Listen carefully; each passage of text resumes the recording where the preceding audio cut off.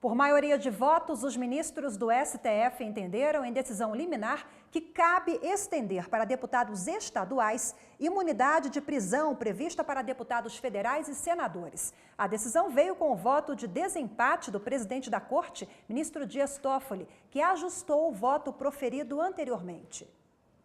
O julgamento dos pedidos de medidas cautelares foi iniciado e suspenso em 2017. 9 ministros haviam votado. 4 aceitaram a solicitação da Associação dos Magistrados Brasileiros para suspender as normas estaduais que obrigavam o encaminhamento das ordens judiciais de afastamento e prisão às casas legislativas. Outros 4 ministros votaram por manter a validade das normas estaduais. E o voto do ministro Dias Toffoli, que na época não era presidente da Corte, foi no sentido de que a prisão em flagrante era válida apenas para parlamentares federais. Hoje, o julgamento foi retomado com o voto do ministro Luiz Roberto Barroso.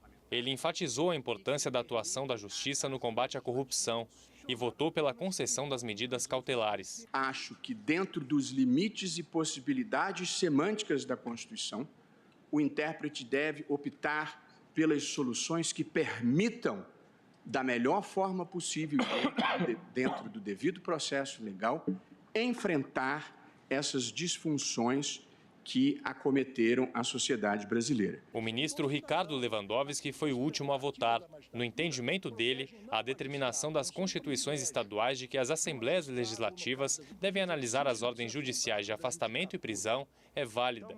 E as prisões devem ocorrer somente em casos de flagrantes de crimes inafiançáveis, conforme determina a Constituição Federal. Se não se proteger o parlamentar eleito pelo povo,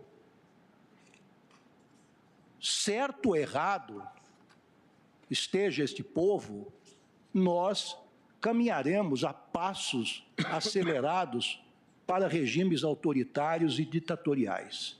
Diante do empate em 5-5, o ministro Dias Toffoli, como presidente do Supremo Tribunal Federal, ajustou o voto. Eu me curvo àquilo que eu entendo estar na Constituição, que é a imunidade da prisão, a não ser em flagrante de crime inafiançável, e isso sendo possível de se estender aos parlamentares estaduais. Por maioria de votos, o pedido de medida cautelar da MB foi negado.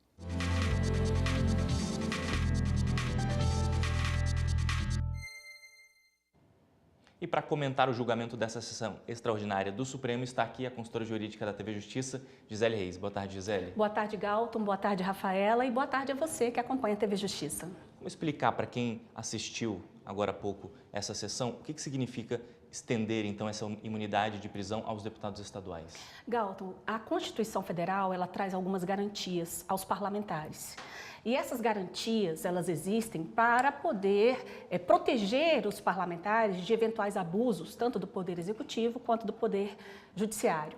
Então, dentre as prerrogativas que são conferidas aos parlamentares, eles têm o direito, a partir do momento em que eles são diplomados, eles têm o direito eles adquirem o que se chama de imunidade prisional. E o que é essa imunidade prisional? O parlamentar não pode ser preso, exceto por prisão em flagrante, desde que seja um crime inafiançável. Então, a Constituição, ela traz esse texto de forma clara. E aí, nesse caso, a comunicação da prisão deve ser enviada para a respectiva Casa Legislativa, que deverá, num prazo de 24 horas, se manifestar sobre essa prisão. Então, pode acontecer, por exemplo, da Câmara ou do Senado entender que o parlamentar não deve permanecer preso. Então, existe essa garantia, essa prerrogativa prevista na Constituição Federal. O que aconteceu com as constituições do Rio Grande do Norte, do Mato Grosso e do Rio de Janeiro? Eles pegaram esse dispositivo previsto na Constituição Federal e reproduziram nas constituições estaduais. A Associação dos Magistrados Brasileiros ingressou, então, com 3 ações diretas de inconstitucionalidade, questionando essa possibilidade de suspensão, de análise da prisão por parte das assembleias legislativas no que diz respeito aos deputados estaduais e distritais.